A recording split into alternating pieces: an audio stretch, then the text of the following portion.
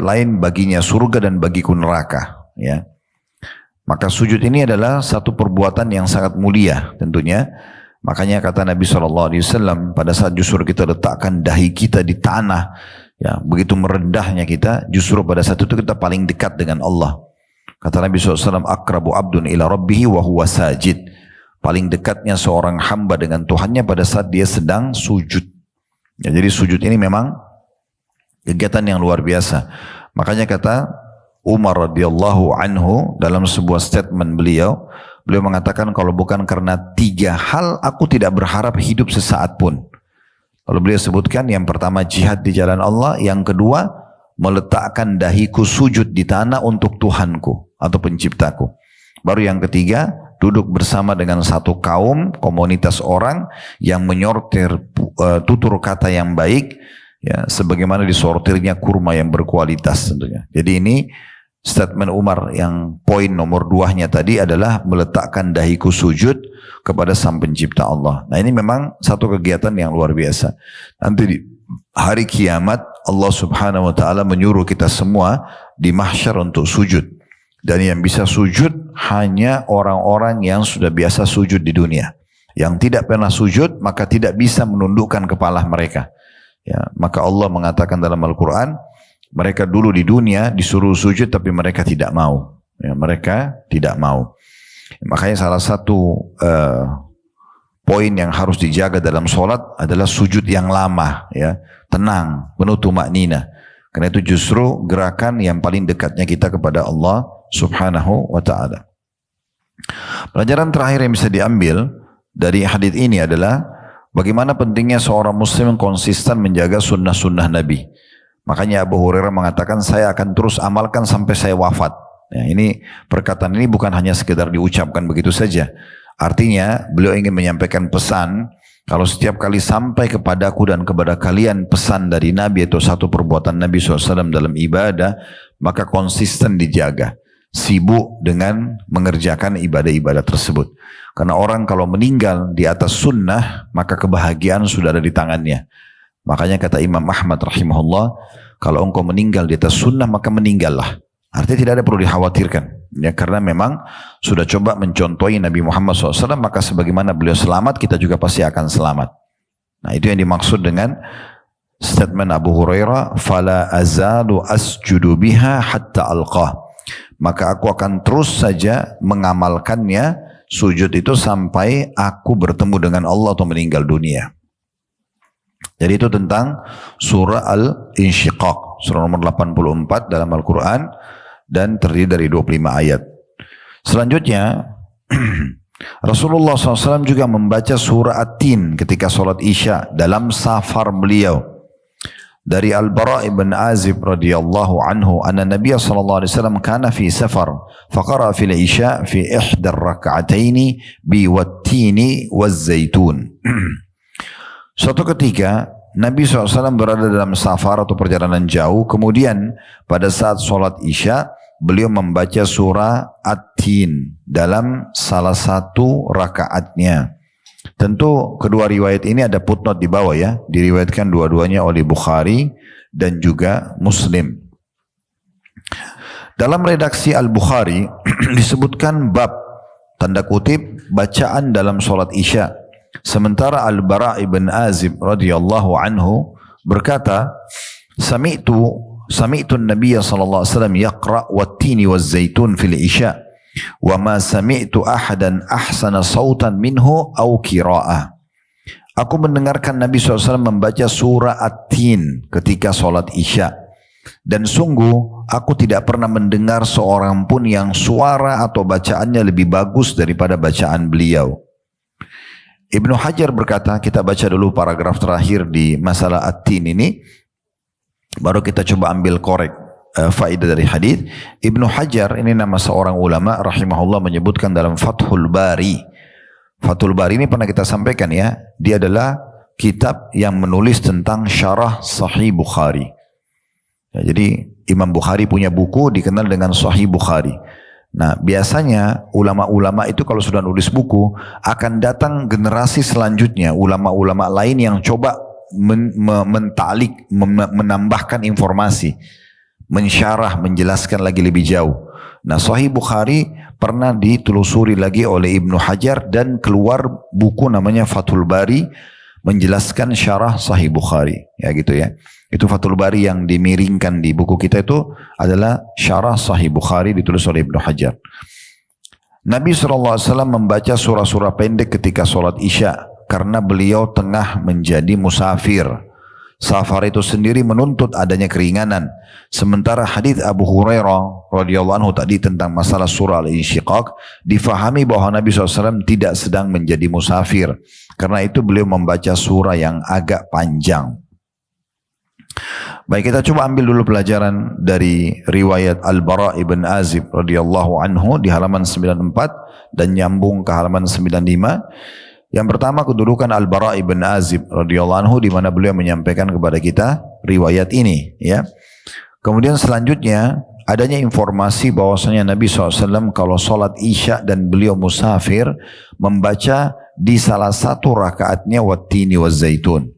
Maknanya bisa kena orang musafir biasanya qasar, ya, dipangkas ya, Isya 4 jadi 2. Maka di salah satu rakaat pertama atau rakaat keduanya beliau membaca wattini wazzaitun. Berarti di sini ada pilihan. Boleh di rakaat pertama Isya, boleh di rakaat kedua Isya. Yang tidak dibaca surah wattini wazzaitun boleh baca surah yang lain. Tentu sekali lagi ini sunnah ya. Artinya kalau kita lagi safar dan tidak baca wattini wazzaitun pun tidak masalah, tetap sah sholatnya. Tetapi sudah kami bahasakan tadi di pembukaan kita, riwayat-riwayat seperti ini hanya akan dipedulikan oleh orang yang peduli dengan ibadahnya. Dia ingin ada varian yang banyak tertulis di buku amalnya yang nanti dia akan mendapatkan ekstra pahala. Nah seperti itu kurang lebih ya. Karena kalau kita misalnya sholat nih Isya, kita baca Wad-Duha, kita baca misalnya surah Al-Masad, ya, Wat-Tabbat Yada misalnya, tidak ada masalah. Tetap aja dapat pahala sesuai dengan niat kita, karena kita yang penting menyempurnakan setelah Al-Fatihah baca surah. Tetapi kalau kita pilih surah ini wattini wazzaitun di sholat Isya kita lagi safar, maka dia dapat ekstra pahala. Selain ekstra pahalanya adalah karena baca surah setelah Al-Fatihah, yang kedua adalah dia mendapatkan karena ingin lebih detail mengikuti contoh dari Nabi.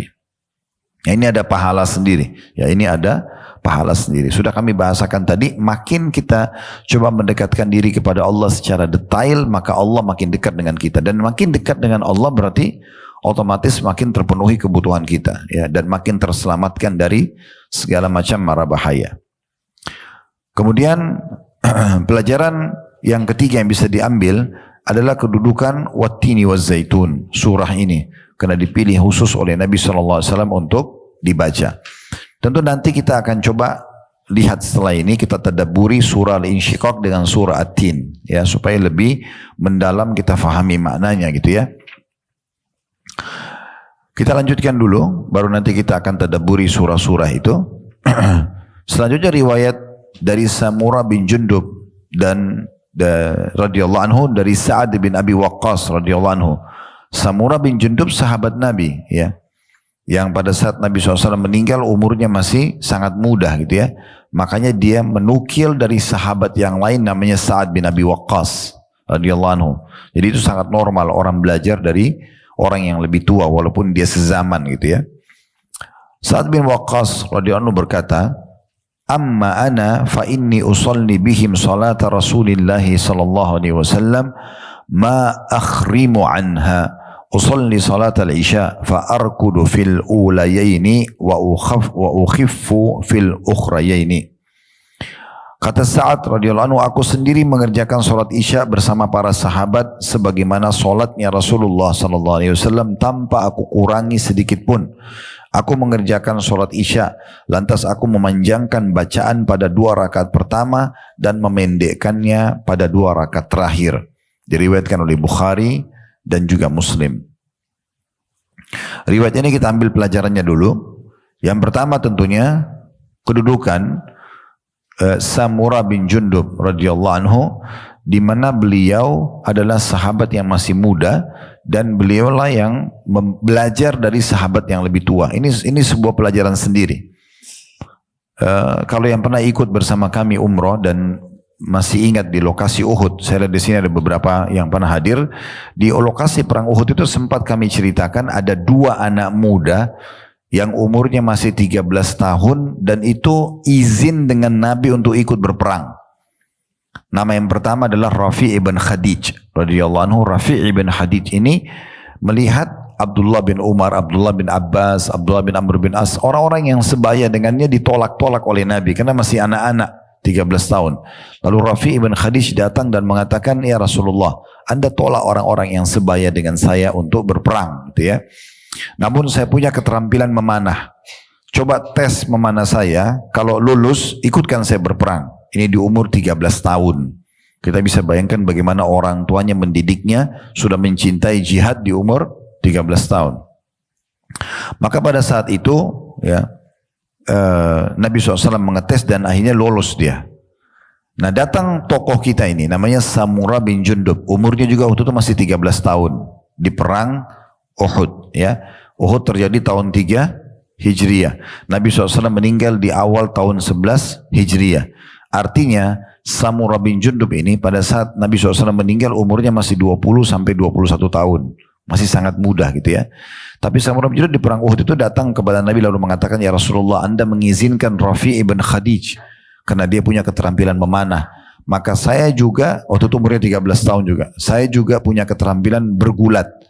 Maka tes saya, buat saya beradu sama Rafi', kalau saya menang ikutkan saya berperang. Lalu Nabi SAW membuat pertandingan antara Rafi' sama Samurah untuk bergulat karena umurnya sebaya 13 tahun. Dan ini bentuk keadilan Nabi SAW. Nabi tidak buat Samurah melawan orang yang lebih tua dan lebih kuat. Maka Samurah berhasil menang dan akhirnya diikutkan dalam perang Uhud. Nah itu Samurah ya. Ini pelajaran pertama yang bisa kita ambil dari riwayat ini. Karena Samurah bin Jundub adalah salah satu tokoh sahabat yang perlu kita tahu tentang kisahnya. Pelajaran yang kedua, kedudukan Sa'ad bin Abi Waqqas radhiyallahu anhu. Ini termasuk sahabat yang sangat kaya raya di Mekah. Dan dari beliaulah, dari pertanyaan beliaulah keluar hadis tentang wasiat harta sepertiga. Ya, di Mekah dulu karena beliau orang kaya raya dan beliau sempat sakit keras dan beliau kira beliau akan wafat gitu ya. Walaupun ternyata Allah sembuhkan dan masih hidup jauh setelah Nabi SAW meninggal. Jadi beliau termasuk yang memimpin pasukan Islam yang menembus Persia di masa Umar bin Khattab radhiyallahu anhu, di mana penyerangan tersebut terjadi di tahun 16 Hijriah gitu ya. Ini Sa'ad termasuk orang yang sangat mulia dan dia adalah sepupu Nabi SAW. Intinya Sa'ad radhiyallahu anhu ini adalah penyebab dari keadaan beliau pada saat sakit keras di Mekah. Dia bilang, ya Rasulullah, saya sudah sakit keras, saya ingin mewakafkan semua harta saya, semua saya ingin sedekahkan di jalan Allah gitu ya, sebagai wasiat. Jadi kalau saya meninggal, pokoknya semua ini saya sedekahkan jalan Allah. Ini wasiat namanya ya. Kalau yang Bapak Ibu keluarkan semasa hidup itu namanya hibah, pemberian. Itu boleh semuanya harta. Tapi kalau kita meninggal, kita tulis kertas misalnya, kalau saya meninggal seluruh tabungan saya, seluruh harta saya buat pesantren ini, itu gak boleh. Wasiat namanya. Karena kita harus meninggalkan untuk ahli waris. Ya. Tapi kalau semasa hidup boleh. Sekali lagi ya, bedanya itu. Kalau kita masih hidup, misalnya sekarang Bapak Ibu terima di handphonenya atau di WA-nya misalnya ada masuk informasi tentang kegiatan sosial misalnya satu yayasan, lalu kita punya uang 1 miliar, kita transfer semuanya, itu nggak masalah, itu hak kita karena harta kita semasa hidup. Yang dimaksud di dalam riwayatnya adalah orang tulis wasiat, saya kalau mati nanti semua harta saya infakkan, itu nggak boleh. Nah itu beranjak daripada hadis Sa'ad radhiyallahu anhu. Nah saat waktu itu sakit keras di Mekah, lalu beliau bilang, ya Rasulullah, saya punya harta banyak sekali. Anak saya cuma satu perempuan. Waktu itu masih satu anaknya perempuan. Saya ingin mewasiatkan semua harta saya, biar diinfakkan jalan Allah. Kalau saya mati, pokoknya semua ini untuk jalan Allah. Maka kata Nabi SAW, tidak bisa. Ya, seluruh harta dihibah, diwasiatkan tidak boleh. Lalu dia mengatakan 2/3 ya Rasulullah. Nabi SAW mengatakan 2/3 masih banyak. Setengah ya Rasulullah, setengah masih banyak. Lalu dia mengatakan 1/3 ya Rasulullah. Atau bahasa Arabnya ats-tsulus. Maka kata Nabi SAW, ats-tsulusu was-tsulusu katsir. Thuluth atau sepertiga itu boleh, tapi sepertiga saja masih banyak. Engkau meninggalkan keturunanmu dalam kondisi punya kemampuan lebih baik daripada mereka mengemis kepada orang-orang. Nah itu terjadi karena pertanyaan Sa'ad. Makanya ulama mengatakan boleh seorang muslim dan muslimah menulis wasiatnya maksimal sepertiga harta. Dalam sebuah riwayat yang lain, Nabi SAW mengatakan Allah mengizinkan kalian untuk menambah amal soleh kalian dari harta kalian sepertiga harta. Jadi boleh kita wasiatkan sepertiga harta. Misalnya kalau saya meninggal nanti pokoknya berapapun harta yang saya tinggalkan sepertiganya buat pesantren, buat wakaf tanah, buat masjid. Nah, itu boleh, tapi maksimal sepertiga. Itu keluar daripada hadisnya atau sikap atau pertanyaan Sa'ad radhiyallahu anhu. Nah ini faedah kedua dari kedudukan Sa'ad bin Abi Waqqas radhiyallahu anhu. Di sini kita sebutkan keutamaan beliau karena memang beliau yang menyampaikan kepada kita tentang bagaimana beliau mencontohkan tata cara sholatnya Nabi Muhammad sallallahu alaihi wasallam. Pelajaran yang ketiga, pentingnya seseorang menjaga sunnah-sunnah Nabi tanpa menambah dan menguranginya. Ya, ini alasannya, perhatikan terjemahan di halaman 95. Kata Sa'ad bin Abi Waqqas radhiyallahu anhu, aku sendiri mengerjakan sholat isya bersama para sahabat sebagaimana sholat Rasulullah SAW, dan perhatikan sesudahnya tanpa aku kurangi sedikit pun. Jadi makin murni kita jaga sunnah Nabi, maka makin sempurna pahalanya. Sebagai contoh misalnya zikir habis sholat. Riwayat menyebutkan Nabi itu kalau habis sholat zikir istighfarnya astagfirullah, astagfirullah, astagfirullah. Itu saja. Tidak ada azim, tidak ada astagfirullahalazim li wali walidayya dan seterusnya. Yang ada riwayat cuma astagfirullah, astagfirullah, astagfirullah 3 kali. Orang yang betul-betul ingin mencontohi sunnah Nabi dia tidak akan tambah. Ya udah begitu lafadznya. Kalau selain zikir habis sholat, misalnya kita lagi di kendaraan, kita mau istighfar kepada Allah, kita mau variannya cukup banyak. Ada riwayat yang menyebutkan astagfirullah wa atubu ilai, ada rabbikfirli wa tub alayya, ada astagfirullahilazim alladzi la ilaha illa huwal hayyul qayyum wa atubu ilai, ada sayyidul istighfar, Allahumma anta rabbi la ilaha illa anta khalaqtani sampai akhir. Boleh saja. Tetapi kalau Nabi SAW contohkan sebuah ibadah, ditentukan waktunya, jumlahnya, jenisnya, maka tidak boleh kita tambah dan kurangi. Nah, di antaranya tadi itu, karena sholat 5 waktu, zikir habis sholatnya ditentukan waktunya, ditentukan jenisnya, astagfirullah, astagfirullah, astagfirullah, ditentukan jumlahnya.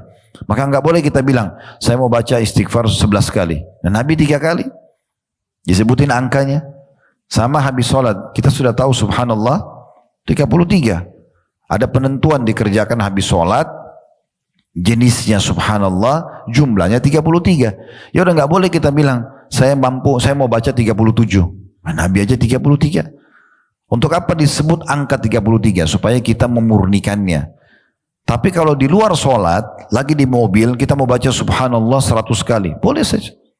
Itu zikir tidak dihubungkan dengan masalah sholat, penentuan waktu dan tempatnya gitu ya. Nah seperti itu cara memahaminya. Jadi kita menjaga kemurnian itu.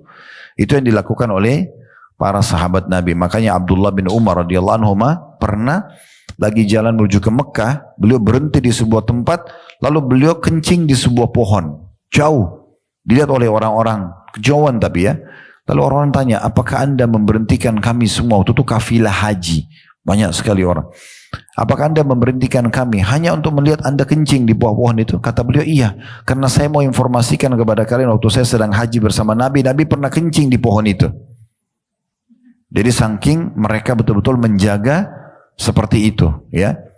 Sampai ada sahabat pernah melihat Nabi SAW bernaung di bawah sebuah pohon.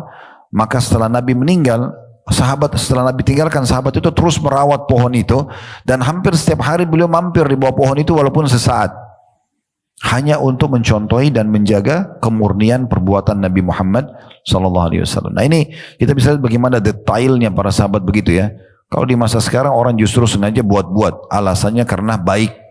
Tidak bisa baik. Baik di mata siapa? Baik di mata kamu. Belum tentu di mata Rasulullah SAW. Gitu ya. Harusnya kita faham baik-baik masalah ini. Tapi ya kalau disampaikan biasanya ini pasti Wahabi, ini garis keras dan segala macam. Itu sudah biasa. Ya. Padahal sebenarnya kita hanya mengajak kepada kemurnian ajaran. Supaya betul-betul kita seperti sahabat Nabi. Perhatikan Nabi di sini. Untuk apa saat menyebutkan ini? Dan tanpa aku kurangi sedikit pun. Kenapa beliau sebutkan ini? Untuk apa? Kan bisa saja saat cuma menyampaikan, ya sudah, Nabi sholat di 2 rakaat pertama, yang pertama lebih panjang daripada 2 rakaat yang kedua. Gitu aja sederhana. Tapi beliau sampaikan pesan ini. Ini cukup banyak hal-hal seperti ini dinukil dari para sahabat Nabi ridwanullahi alaihim. Ini pelajaran yang ketiga. Jadi menjaga kemurnian sunnah Nabi SAW. Pelajaran yang keempat, bahwasanya disunnahkan untuk memanjangkan bacaan pada 2 rakaat pertama dan memendekkan pada 2 rakaat yang kedua. Ini biasanya rakaat pertama kalau kita sholat isya utuh 4 rakaat, maka 2 rakaat pertama biasanya lebih panjang karena ada iftitahnya, ya istiftah gitu ya, kemudian al-fatihah, kemudian surah. Rakaat kedua juga begitu, kita baca dalam beberapa riwayat disebutkan Nabi rakaat keduanya lebih pendek daripada rakaat yang pertama. Nanti rakaat ketiga sama 4 lebih pendek lagi daripada 2 rakaat yang pertama. Ya karena memang ada beberapa athar menyebutkan Nabi SAW di 3 rakaat ketiga, rakaat keempat membaca al-fatihah saja. Tidak membaca surah lagi, maka itu lebih pendek. Nah ini termasuk contoh yang disampaikan oleh Sa'ad radhiyallahu anhu, bahwasanya sholat Nabi SAW di 2 rakaat pertama lebih panjang daripada 2 rakaat yang kedua. Ya. Kemudian riwayat terakhir berhubungan dengan masalah bacaan sholat isya dari Jabir bin Abdullah radhiyallahu anhuma. Saya bilang radhiyallahu anhuma karena Jabir dan Abdullah adalah dua-duanya sahabat. Ini juga yang sempat ikut di lokasi Uhud pada saat kami jelaskan. Jabir ini ya anaknya Abdullah ini namanya Abdullah bin Haram. Yang Abdullah ini radhiyallahu anhu pada saat akan terjadi perang Uhud, dia satu-satunya sahabat yang tidak tidur malam itu, berdoa sama Allah semalam suntuk agar diberikan mati syahid, orang yang pertama mati syahid di perang Uhud, dan Allah kabulkan. Dan Allah kabulkan. Itu namanya Abdullah bin Haram radhiyallahu anhu. Dan pada saat beliau mati syahid, Nabi SAW bilang sama anaknya Jabir setelah dimakamkan di lokasi syuhada Uhud, ketahuilah wahai Jabir, semua syuhada orang yang mati syahid diajak bicara oleh Allah dari belakang hijab kecuali ayahmu. Allah ajak bicara secara langsung. Itu keutamaan Abdullah bin Haram radhiyallahu anhu. Dan Jabir anaknya terkenal salah satu sahabat yang paling banyak menukil hadis. Dari Jabir bin Abdullah radhiyallahu anhu bahwa Rasulullah SAW berkata kepada Mu'adz radhiyallahu anhu pada saat solat isya, "Falaula sallaita bisabbih isma rabbikal a'la wasyamsi wa duhaha wa idza yaghsha fa innahu yusalli wara'akal kabir wad dha'ifu wa dzul hajah."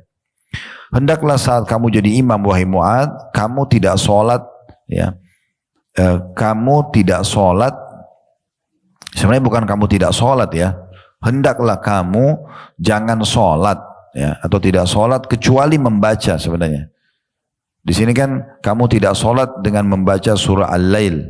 Sebenarnya terjemahnya lebih tepatnya harusnya kalau kamu sholat hanya baca surah-surah ini gitu ya. Ya.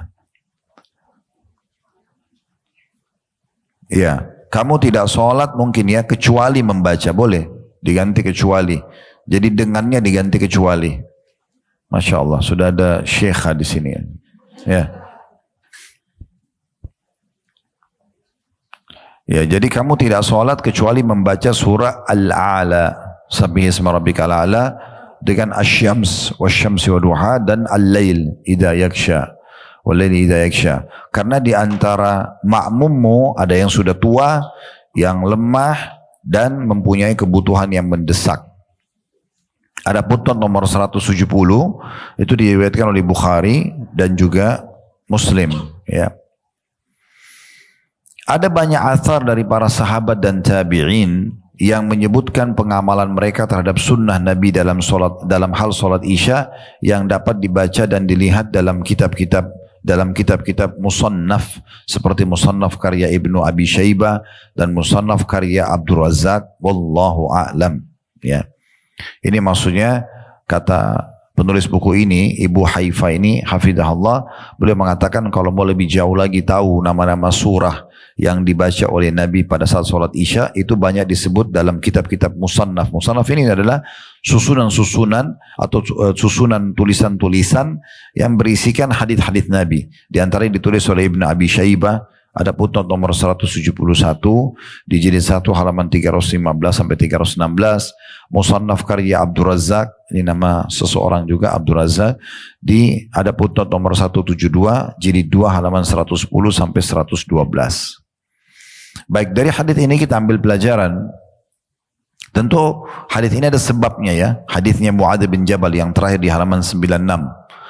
Muadz bin Jabal ini punya satu tradisi Bapak Ibu sekalian. Beliau sering kali ikut sholat bersama Nabi. Sholat 5 waktu, subuh, duhur, asar, maghrib, isya. Kemudian setelah salam beliau pergi mengimami kaumnya. Dan dari perbuatan Muadz ini keluar sebuah hukum bolehnya seorang muslim untuk mengerjakan sholat wajib sampai 2 kali. Kalau ada hal yang mendesak. Seperti contoh misalnya, Anda habis sholat berjamaah, misalnya begitu kita lagi zikir habis sholat, tiba-tiba ada seorang muslim, kalau laki-laki bersama laki-laki, kalau muslimah bersama perempuan misalnya ibu-ibu lah, di saf ibu-ibu, ada ternyata seorang ibu baru datang dan dia mau sholat sendirian. Dia nggak sholat berjamaah. Di sini boleh ibu berdiri temanin dia. Walaupun kita baru sholat. Misal tadi habis sholat duhur nih. Kita sudah salam. Supaya dia tidak sholat sendiri, dapat pahala berjamaah, kita boleh berdiri makmumi lagi dia atau kita jadi imamnya. Salah satunya. Itu dibolehkan. Tetapi sholat kita yang kedua ini sudah hukumnya sunnah. Bukan lagi wajib. Hanya untuk membantu saudara kita supaya tidak sholat sendirian. Itu diambil dari perbuatan Muadz bin Jabal. Beliau seringkali sholat bersama Nabi berjamaah, kemudian beliau mengimami lagi kaumnya. Nanti kita jelaskan dalam riwayat ini ya. Kita kuatkan dulu dengan riwayat yang lain. Pernah juga selepas sholat, begitu selesai sholat lagi zikir, Nabi SAW lagi zikir dengan para sahabat. Ada satu sahabat masuk masjid telat. Begitu dia mau takbir, Nabi lihat dia sendirian. Nabi tahan dulu, sebentar, jangan dulu kamu takbir. Lalu Nabi bilang kepada makmum semua yang sudah selesai sholat, siapa yang mau bersedekah untuk saudaranya ini? Maksudnya dia sholat lagi, temanin dia. Maka Abu Bakar mengatakan, saya Rasulullah. Lalu Abu Bakar menemani orang tersebut. Nah ini boleh kita lakukan. Sebenarnya sih lebih kepada keutamaan sholat berjamaah gitu ya. Tapi ini dibolehkan. Nah kita kembali ke riwayat ini. Satu waktu pernah Muadz ibn Jabal radhiyallahu anhu. Beliau setelah sholat bersama Nabi pulang mengimami kaumnya. Tapi dia baca surah-surah yang panjang sekali. Surah-surah yang dibaca panjang sekali. Rupanya ada satu anak muda ikut sholat di situ, karena kelamaan maka dia berhentikan sholatnya lalu dia sholat sendiri. Anak muda itu dia berhenti, dia tidak ikut berjamaah, dia sholat sendiri lalu dia pergi tinggalin masjid. Sebagian makmum tahu itu terjadi gitu ya. Selepas salam mereka mengatakan, wahai Muadz, sesungguhnya tadi ada si fulan anak muda itu, di mana dia ya ikut sama anda sholat, kemudian dia batalkan, lalu dia sholat sendiri. Maka kata Muadz awalnya orang munafik itu. Ya. Lalu kemudian dilaporkan kepada Nabi Muhammad SAW. Setelah Nabi SAW dengar kejadian tersebut, nah baru keluar hadis ini. Makanya Nabi bilang kepada Muadz, hendaknya hai Muadz. Sebenarnya potongan hadisnya itu, afattanun anta ya Muadz, apakah kau mau menyebarkan fitnah wahai Muadz? Ya. Hendaknya kau kalau jadi imam, maka bacalah surah Al-A'la, baca surah Asy-Syams, baca surah Al-Lail, karena di antara makmummu ada yang sudah tua, yang lemah dan juga mempunyai kebutuhan yang mendesak. Nah itu kebetulan terjadi di waktu sholat Isya. Makanya di sini diangkat oleh Ibu Haifah ini, hafizahullah, di dalam bacaan sholat Isya, bacaan sholat Isya. Nah ini kurang lebih kronologisnya ya. Hadis ini, jadi ada sebab berurut, sebab disebutkannya, gitu ya. Kenapa Nabi nasihatin ya Muadz radhiyallahu anhu. Ini pelajaran pertama yang bisa diambil tentang kronologis hadis ini, gitu ya. Kemudian pelajaran yang kedua, pentingnya seseorang imam peduli dengan keadaan makmumnya. Kalau misalnya kita sholat sendirian, nggak apa-apa, bebas kita pilih surah yang panjang. Atau kita sholat berada di satu komunitas, yang komunitas itu sudah terbiasa. Sudah terbiasa.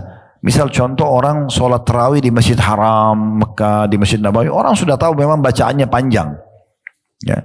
Maka itu sudah biasa, nggak ada masalah, bisa berjalan. Atau ada orang di satu pesantren, semuanya santri, atau santriwati yang memang sudah terbiasa dengan hafalan ayat Al-Quran. Jadi di saat imamnya mau baca surah panjang masih aman-aman saja. Tapi ini tidak boleh berlaku di masjid-masjid umumnya. Seperti orang kalau ngimami sholat di musola mall misalnya. Ini kan kalau baca surah Al-Baqarah, orang antri sholat gimana gitu ya. Nah, contohnya ya. Dan yang lainnya gitu ya. Makanya Nabi SAW ingatkan, mana kau dari sabbih isma rabbikal a'la, mana kau dari wasyamsi wa duhaha, surah-surah pendek gitu ya, yang sebenarnya di belakang kamu itu ada orang-orang tua, ada orang yang punya hajat gitu ya, yang harusnya kamu fahami baik-baik. Ada orang yang sudah lemah kakinya, gak bisa berdiri lama gitu ya. Nah ini harus jadi bahan perhatian secara khusus. Baik, sebagaimana tadi saya bahasakan, kita sekarang supaya lebih bermakna, kita coba tadabburi ayat-ayat dari surah-surah ini. Kita mulai dari surah Al-Insyiqaq dulu tadi. Surah nomor 84 dalam Al-Quran. Dan ada 25 ayat kurang lebih. Al-Insyiqaq artinya terbelah. Ya. Apa yang dimaksud nanti akan kita lihat di ayat-ayatnya. Dimulai dari surah ini, Bismillahirrahmanirrahim. Idzas sama'un syaqqat. Apabila langit itu terbelah. Yang dimaksud adalah pada saat terjadi hari kiamat. Jadi langit yang kita lihat sekarang ini utuh, itu nanti akan terbelah, sobek gitu ya. Kuasa Allah Subhanahu wa taala. Ayat keduanya, wa adzinat li rabbiha wa huqqat. Dan patuh kepada Tuhannya dan sudah semestinya langit itu patuh. Maksudnya betul-betul kalau Allah suruh terbelah ya terbelah gitu ya. Kemudian ayat tiganya, wa idzal ardu muddat, dan apabila bumi diratakan. Karena nanti kalau ditiup sangkakala yang pertama itu akan binasa semua gitu ya. Manusia, jin, hewan-hewan habis semua dan bumi akan rata. Pada saat itu diratakan semua. Itu yang dimaksud dengan wa idzal ardu muddat. Pada saat bumi diratakan, tidak ada lagi bangunan setelah sangkakala pertama ditiupkan. Rata semuanya. Semua jadi tanah gitu ya. Hancur lebur semuanya. Nanti sangkakala yang kedua ditiup, baru hari kebangkitan, baru dibangkitkan orang dari tanah-tanah itu. Kemudian ayat 4-nya, wa alqat ma fiha wa takhallat, dan dilemparkan apa yang ada di dalamnya dan menjadi kosong. Bumi jadi ringan, nggak ada lagi bebannya, ya. Wa adinat li rabbiha wa huqqat, di ayat 5-nya, dan patuh kepada Tuhannya. Kalau tadi langit patuh, ini juga bumi patuh. Dan sudah semestinya bumi itu patuh. Dalam kurung, pada waktu itu manusia akan mengetahui akibat perbuatannya. Sudah mulai akan ada hari kebangkitan. Ayat 6, Allah Subhanahu wa taala mengingatkan kita sebagai manusia, ya ayyuhal insanu innaka kadihun ila rabbika qadhan famulaqi. Hai manusia, sesungguhnya kamu telah bekerja dengan sungguh-sungguh menuju Tuhanmu, maka pasti kamu akan menemuinya. Tafsirnya adalah, hai manusia, setiap hari kamu susah payah bangun tidur, menyusun program, makan, minum, apalah, ya, menjaga kesehatan segala macam, itu susah payah sebenarnya. Tapi semua tujuannya untuk kau ketemu sama Tuhanmu. Yang beriman beruntung, yang kafir maka akan ya binasa. Karena semua itu hanya sebenarnya menuju kepada Allah Subhanahu wa taala. Kita semua sedang menuju ke liang lahat, kita tinggal tunggu siapa yang lebih dulu meninggal dunia gitu ya. Itu yang dimaksud dengan ayat 6-nya. Lalu Allah gambarkan nanti setelah wafat, ayat 7-nya, fa amma man utiya kitabahu biyamini. Adapun orang yang diberikan kitabnya di sebelah kanannya, nanti di hari kiamat pada saat kita dibangkitkan, buku amal akan berterbangan. Semua ahli surga bukunya akan ke tangan kanannya. Dia mau atau nggak mau, akan datang sendiri. Jadi kalau buku amal kita nanti kelak nanti di akhirat ke tangan kanan sudah pasti selamat. Kalau orang ke tangan kiri maka pasti celaka. Selesai. Dia nggak punya pilihan. Allah kasih kesimpulannya dan bocorannya adalah fa'amma man utiya kitabahu biyamini. Adapun orang-orang yang diberikan kitabnya di sebelah kanannya, itu ayat 7 ayat 8-nya, fasawfa yuhasabu hisaban yasira. Maka dia akan diperiksa dengan pemeriksaan yang mudah.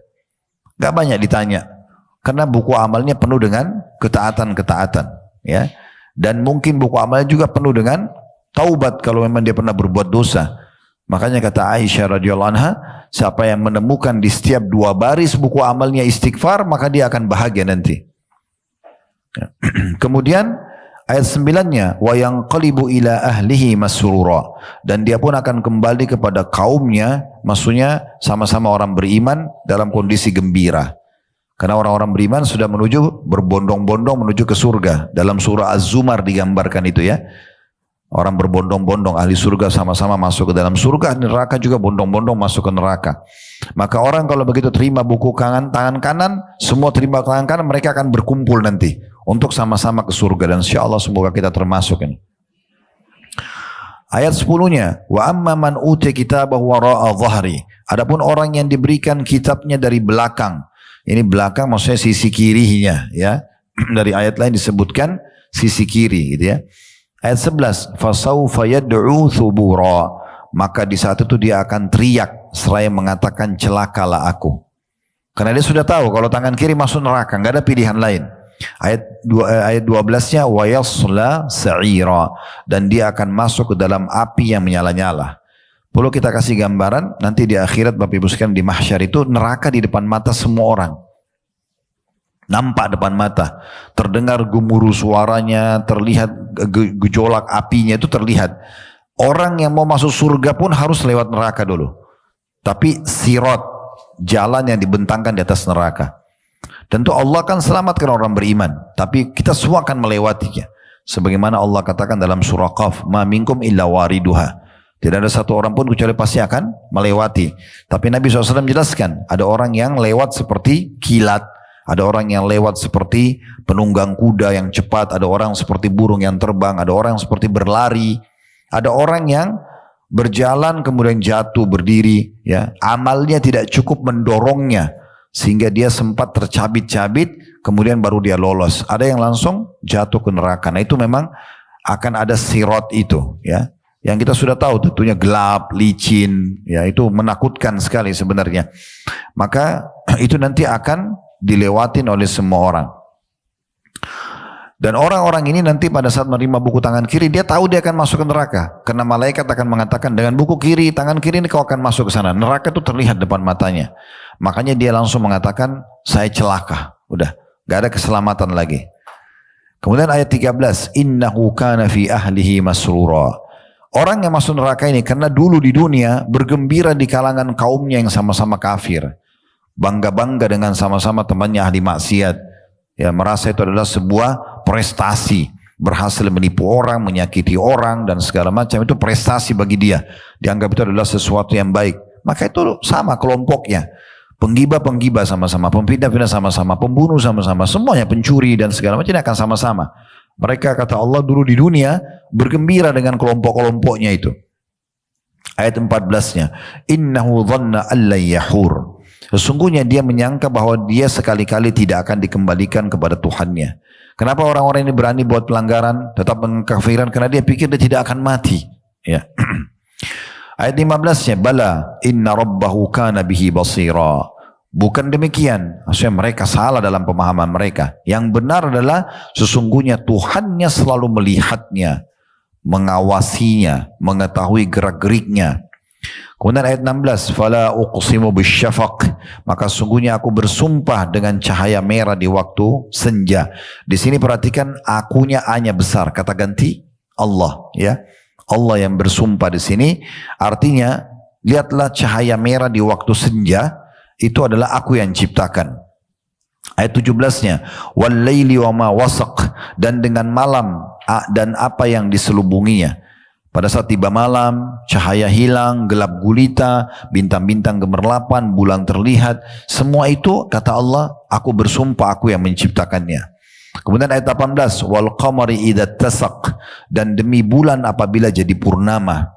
Ya, biasa di tanggal 13, 14, 15 yang biasa kita puasa Iyamul Bid. Nah di situ terlihat bulan purnama. Allah mengatakan, aku yang menciptakan itu. Ayat 19-nya, latarkabunna tabaqan an tabaq, sesungguhnya kamu melalui tingkatan demi tingkatan dalam kehidupan.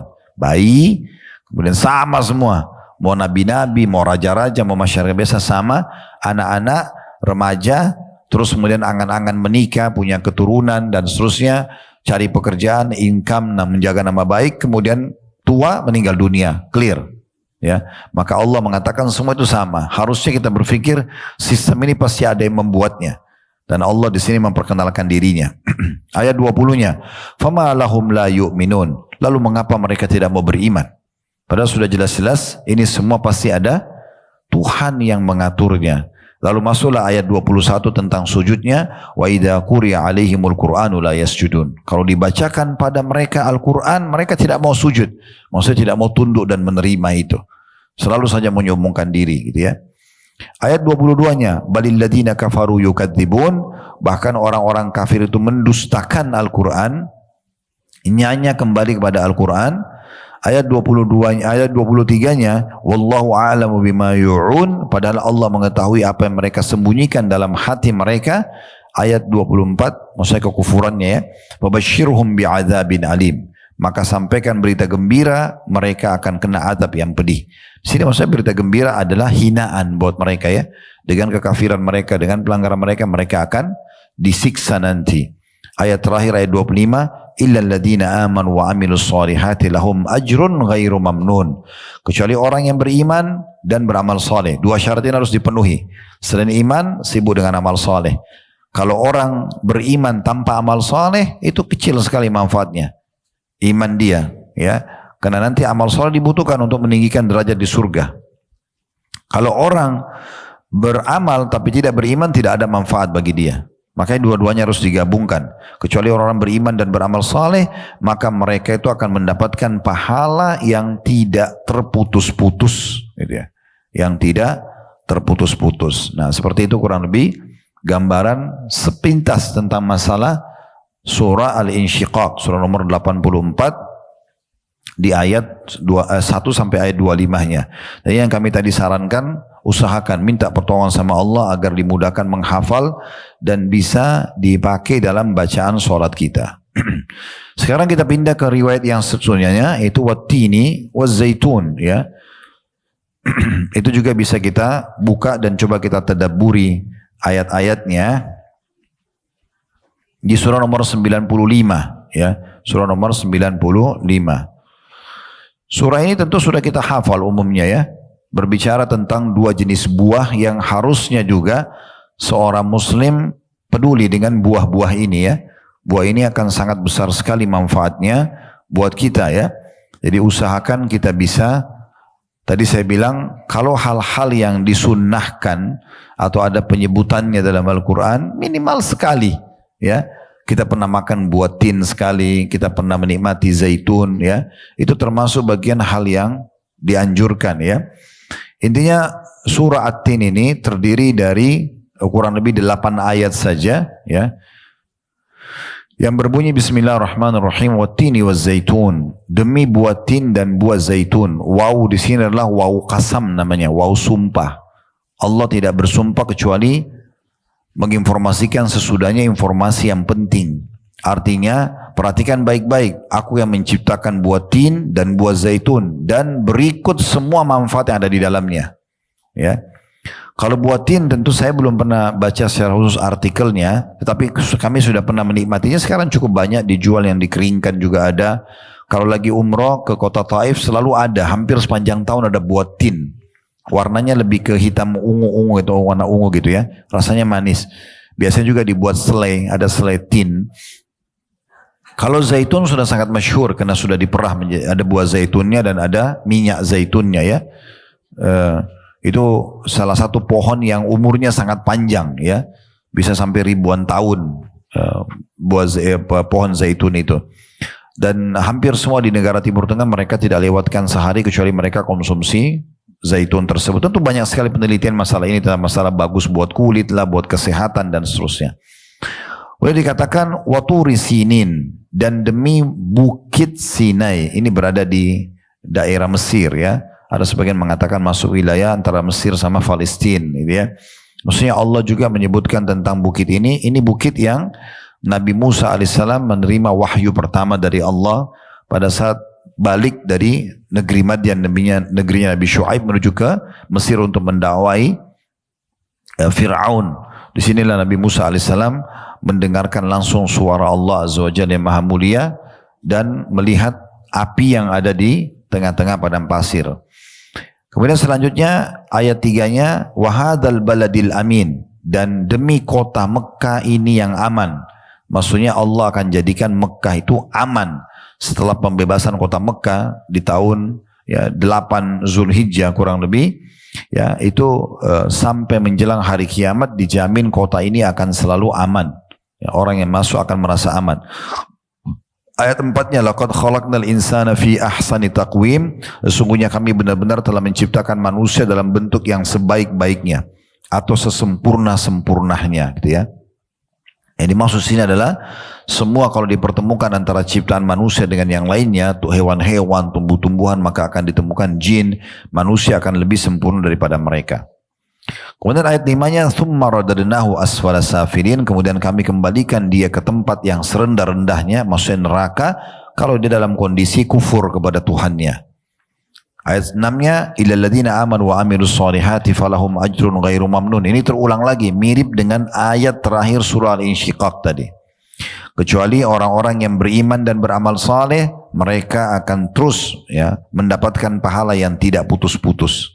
Ya, setiap beramal selalu dikasih, setiap beramal selalu dikasih, walaupun terulang dari sholat ke sholat sesudahnya, dari zikir ke zikir, selalu ada pahalanya yang tidak terputus-putus gitu ya. Ayat 7-nya, fama yukadzibuka ba'du biddin, maka apakah yang menyebabkan kamu mendustakan hari pembalasan sesudah adanya keterangan-keterangan itu? Maksudnya kenapa masih ada manusia yang tidak mau beriman sama Allah, masih mendustakan pertemuan dengan Allah, masih tidak yakin ada surga neraka, padahal sudah ada keterangan yang turun dalam Al-Quran. Alaihissallahu biahkamil hakimin, ayat 8 terakhir, bukankah Allah itu hakim yang seadil-adilnya?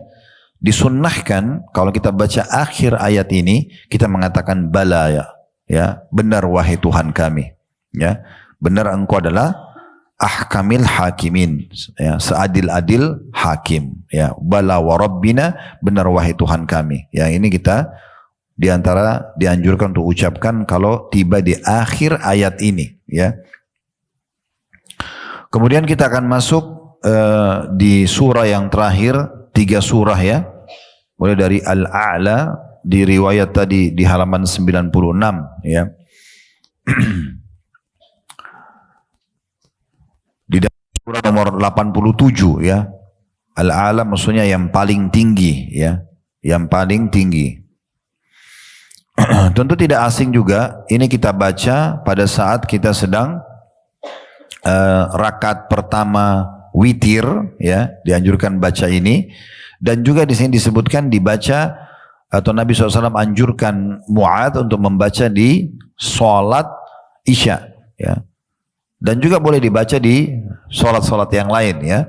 Juga ada riwayat menyebutkan, nanti kita baca di pertemuan akan datang insya Allah, baca Nabi SAW di sholat Jumat, diantaranya beliau baca ini di rakaat pertama sholat Jumatnya. Kita bisa buka ada 19 ayat di situ ya, di surah Al-A'la. Bismillahirrahmanirrahim. Sabbihisma rabbikal a'la, sucikanlah nama Tuhanmu yang maha tinggi. Ini sunnahnya kalau ada kata-kata sabbih, bertasbih.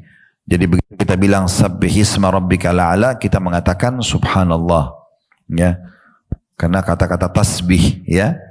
Jadi termasuk yang Nabi SAW contohkan, seringkali kalau terlintas ayat-ayat tentang surga beliau mohon surga, terlintas tentang neraka beliau berlindung, terlintas tentang kaum yang Allah binasakan beliau juga minta keselamatan, begitu seterusnya. Ayat-ayat tentang memuji Allah beliau memuji Allah. Maka sabbihisma rabbikal a'la, ini maksudnya bertasbihlah kalian, sucikanlah nama Tuhan kalian yang maha tinggi. Kita sunnahnya membaca subhanallah itu ya. Alladzi khalaqa fasawwa, Tuhan yang kalian sedang puji itu yang menciptakan dan menyempurnakan ciptaannya. Tidak ada sesuatu yang Allah ciptakan sia-sia. Walaupun misalnya bentuknya jelek di mata manusia, pasti itu punya estetika sendiri. Ya, misalnya kita contoh melihat ada hewan menurut kita serem mukanya. Sebenarnya itu keajaiban Allah. Ya. Sekarang lagi banyak peneliti-peneliti fotografer di Eropa, mereka sengaja mencari hewan-hewan kecil, serangga kecil yang tidak sulit untuk ditangkap dengan kamera biasa, maka mereka cari dengan kamera yang canggih, lalu disebarluaskan. Jadi serangga-serangga kecil, bagaimana matanya, bagaimana mulutnya, itu luar biasa uniknya. Ya, saya pun sering melihat itu karena memang unik sekali. untuk mencari tahu ternyata bagaimana sempurnanya ciptaan Allah Subhanahu wa taala. Karena nggak mungkin makhluk ciptakan. Mungkin kita kalau lihat semut kita cuma katakan semut selesai, tapi kita tidak pernah lihat wujudnya dari dekat. Kalau kita lihat bagaimana ya capitnya, bagaimana komunitasnya, kerajaannya, bagaimana dia membagi makanan, ya sampai pernah saya ikuti satu dokumenter tentang alam semut saja, itu luar biasa, ya. Bagaimana hidupnya mereka, gotong royong dan segala macam lah. Yaitu pertahanan mereka, ada jenis-jenisnya, ada ratunya, ada ini, ada itu, segala macam. Ya, itu juga satu pelajaran yang luar biasa. Intinya Allah SWT mengatakan Allah yang menciptakan dan menyempurnakan ciptaannya. Itu ayat 2, ayat 3. Walladzi qaddara fahada. Dan dia yang menentukan kadar masing-masing dan memberi petunjuk. Kadar misalnya ukurannya, ya. Kemudian waktunya, manfaatnya dan seterusnya. Dari semua hal yang kita bisa nikmati dan kita bisa lihat. Ayat 4-nya, walladzi akhrajal mar'a, dan dia menumbuhkan rumput-rumputan. Ayat 5-nya, faja'alahu gutsa'an ahwa, dan dijadikannya rumput-rumput itu kering, kehitam-hitaman. Jadi setelah bertahan hijau misalnya lama-lama akan jadi kering gitu ya. Nah, yang membuat perubahan itu adalah Allah Subhanahu wa taala. Ayat 6-nya, sanuqri'uka fala tansa, kami akan membacakan Al-Quran kepadamu hai Muhammad, maka kamu tidak akan lupa. Ini jaminan dari Allah SWT kalau Nabi Muhammad SAW akan menghafal Quran, ya, dan ini tidak akan pernah dilupa seumur hidup beliau. Illa masya Allah, innahu ya'lamul jahra wa ma yakhfa. Di ayat 7-nya, kecuali kalau Allah menghendaki, sesungguhnya dia mengetahui yang terang dan juga yang tersembunyi. Kemudian wa nuyassiruka lil yusra ayat 8, dan kami akan memberikan kamu taufik ke jalan yang mudah, maksudnya dalam menyampaikan agama ini. Fadzakir inna fa'atidz dzikra ayat 9. Oleh sebab itu berikanlah peringatan, karena peringatan itu sangat bermanfaat. Sayadzakkaru may yakhsha, berikan peringatan tentang Allah, tentang hari kiamat, tentang surga neraka, balasan amal baik dan amal buruk. Ayat 10-nya, orang yang takut kepada Allah akan mendapat manfaat. Jadi saya bilang ya, orang yang tersentuh hatinya mau dekatkan diri kepada Allah, maka ada manfaat dari penyampaian-penyampaian seperti ini. Wa yatajannabuhal ashqa ayat 11, dan orang-orang yang celaka, kafir, orang-orang yang hatinya jauh dari Allah akan menjauhinya. Untuk apa dengar ayat Al-Quran, untuk apa dengar ini dan itu, keutamaan ini dan itu, sudahlah saya punya kesibukan untuk bisnis, untuk yang lainnya. Nah itu akan jauhi semua ini orang-orang yang ashqa. Ashqa itu sebenarnya orang yang rugi ya, dalam bahasa Arab itu, orang-orang yang rugi, celaka. Ayat 12, alladzi yaslan nara kubra, yaitu mereka nanti akan memasuki api neraka yang besar pada hari kiamat. Ayat 13, tsumma la yamutu fiha wa la yahya, di neraka nanti mereka tidak mati dan juga tidak hidup. Maksudnya mereka tersiksa terus. Hidup juga dikatakan tidak karena tidak bisa menikmati hidupnya, mati juga tidak karena terus merasakan siksaan. Ayat 14, qad aflaha man tazakka, sesungguhnya beruntunglah orang yang membersihkan diri dengan cara beriman. Bersihkan diri dari kekufuran, dia beriman. Ayat 15, wa dzakara asma rabbih fasalla, dan dia ingat nama Tuhannya lalu dia salat. Ayat 16, bal tu'thiruna al-hayatad dunya, tapi kamu orang-orang kafir selalu memilih kehidupan duniawi, wal akhiratu khairum wa abqa. Ayat 17-nya, sedangkan kehidupan akhirat adalah lebih baik dan lebih kekal. Ya, ini maksudnya Allah mengingatkan kita, dunia boleh tapi ingatlah ada akhirat yang kekal. Tunggangi dunia untuk menuju ke akhirat. Ayat 18, inna hadza lafis suhufil ula, sungguhnya informasi seperti ini benar-benar terdapat dalam kitab-kitab yang dahulu. Semua kitab yang turun kepada Nabi Ibrahim, Nabi Musa, Nabi Daud, Nabi Isa, semua termasuk Al-Quran sudah disebutkan semua ini. Suhufi Ibrahim wa Musa, pada kitab-kitab Ibrahim dan Musa. Begitu juga dengan Asy-Syams, ya. Surah nomor 91 tentang matahari. Bismillahirrahmanirrahim, ini 15 ayat, ini juga surah pendek, harusnya dihafal. Wasyamsi wa duhaha, demi matahari dan cahayanya di pagi hari. Maksudnya Allah mengatakan, lihatlah bagaimana aku ciptakan matahari itu. Kalau ada yang mengaku Tuhan selain aku, coba suruh datangkan seperti matahari itu. Wal qamari idza talaha, ayat 2-nya, dan bulan apabila juga mengiringinya. Setelah matahari terbenam, bulan nampak di malam hari. Wan nahari idza jallaha, ayat 3, dan siang apabila menampakkannya. Maksudnya makin terik cahaya matahari dan terang benderang. Itu tidak ada yang bisa menutup siang itu seperti sekarang. Ya itu pasti berarti ada yang mengaturnya. Allah SWT menyuruh kita berpikir tentang terangnya siang itu. Wal laili idza yaghshaha. Lalu kemudian datang lagi rutin nanti malam malam apabila menutupinya. Hilang semua terang itu tiba-tiba menjadi gelap. Was-samai wa ma banaha, ayat 5-nya. Dan langit serta pembinaannya. Maksudnya bagaimana dibangunnya, bagaimana dirawatnya. Wal ardi wa ma tuhaha, ayat 6. Dan lihatlah bumi serta penghamparannya. Ya, bukit-bukitnya, datarannya, lautannya. Kemudian wa nafsi wa ma sawwaha, ayat 7. Dan juga jiwa serta penyempurnaan ciptaannya. Maksudnya diri kita sendiri, manusia. Fa'alhamaha fujuraha wa taqwaha, ayat 8. Allah mengilhamkan kepada jiwa itu jalan kefasikan dan ketakwaan. Maksudnya dalam diri kita ada potensi patut dan ada potensi buruk. Ya, potensi ini ujian dari Allah SWT. Orang yang menunggangi potensi baiknya, dorongan-dorongan dan bisikan baik dalam dirinya, maka dia akan selamat. Orang yang mengikuti bisikan kecenderungan buruknya, maka akan celaka. Makanya Allah bilang di ayat 9, qad aflaha man zakkaha. Sesungguhnya beruntunglah orang yang mensucikan jiwa itu. Dia ikuti bisikan positif dalam dirinya. Wa qad khaba man dassaha, ayat 10-nya. Dan sesungguhnya rugilah orang yang mengotorinya. Justru sengaja membuat dirinya mengikuti bisikan-bisikan buruk. Kadzabat Tsamud bitaqwaha, ayat 11. Allah cerita tentang kaum Tsamud, kaumnya Nabi Saleh yang sempat berkuasa dan menjadi negara adik kuasa di masa itu. Ya, kaum Tsamud telah mendustakan musuh, mendustakan Rasul yang mereka musuhi karena mereka melampaui batas. Baru hari Sabtu yang lalu, alhamdulillah, kita menjelaskan tentang tablik akbar serial Nabi yang menjelaskan tentang kaum Tsamud. Ini mungkin panjang kalau mau dijelaskan, kurang lebih hampir 3 jam kami paparkan itu di Blok M kemarin. Nanti bisa Bapak Ibu dengarkan tentang kisah Nabi Saleh dengan kaumnya dan dengan kaum Tsamud ini. Tapi yang jelas kaum Tsamud ini bukan kaum yang kecil. Ini negara adik kuasa dulu. Dia mirip dengan Fir'aun yang berkuasa di masanya Nabi Musa itu ya. Mereka komunitas yang besar sekali. Tapi Allah binasakan karena kekufuran mereka. Ayat 12-nya, idzim ba'atsa ashqaha, ketika bangkit orang yang paling celaka di antara mereka. Ya, ini satu orang dari suku Tsamud yang berdiri untuk membunuh untanya Nabi Saleh. Faqala lahum Rasulullah naqatallahi wa suqiyaha, ayat 13-nya, dan Rasulullah Saleh berkata kepada mereka, biarkan unta betina ini, jangan diganggu, jangan dipotong, jangan dibunuh gitu ya. Dan minumannya, karena di negeri kaum Tsamud dulu ada satu sumur, sehari unta minum, sehari mereka minum. Nah, hari yang mereka tidak boleh ambil air itu, unta minum, maka diganti oleh Allah dengan susunya unta itu. Susu unta itu bisa diminum oleh satu negeri itu. Ini sebagai mukjizat Nabi Saleh alaihissalam. Kemudian ayat 14-nya, fakadzabu fa'aqaruha fadamdam 'alaihim rabbuhum bidzambihim fasawwaha, lalu mereka mendustakannya dan menyembelih unta itu, maka Tuhan mereka membinasakan mereka disebabkan dosa mereka. Lalu Allah menyamaratakan mereka dengan tanah. Maksudnya Allah binasakan mereka. Ini tentu ada kisah pembinasaan mereka ya.